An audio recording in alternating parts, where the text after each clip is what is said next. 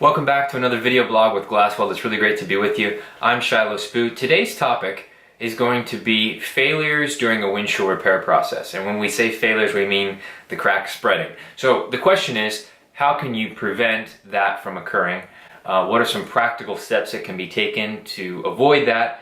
One of the really common things that happens, probably the most common thing that happens to cause a crack to spread during the repair process, is that the injector is mounted too tight against the glass. In other words, there's too much downward pressure of the injector against the glass, which causes one of the legs to possibly spread or grow beyond the point where it can be reasonably repaired.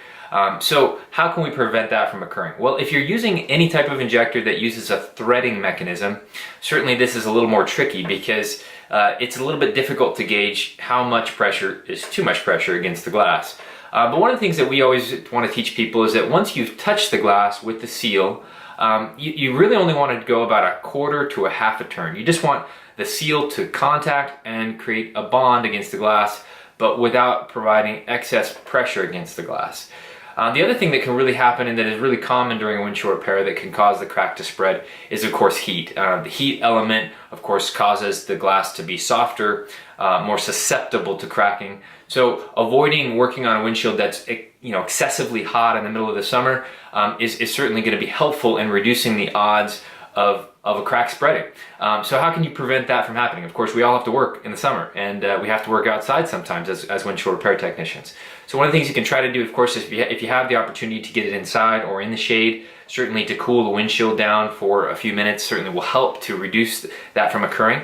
But in addition to that, the other thing you can do is turn on the defrost on the inside of the windshield and let it run for a few minutes, consistently kind of cooling off the windshield. Wait for the windshield's ambient temperature to get down just slightly in order to then start the repair process. Beyond that, Glasswell now has a new product that will help to greatly reduce the possibility of failures during the windshield repair process. We call it the ProVac Zoom.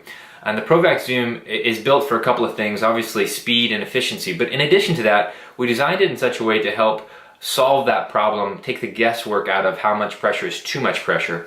So we use a technology that we call Z-mount technology. We have an international patent pending on this technology. And what it does is it uses tiny ratchet teeth and a ratchet pawl and just simply allows you to click, click, click until you touch the glass.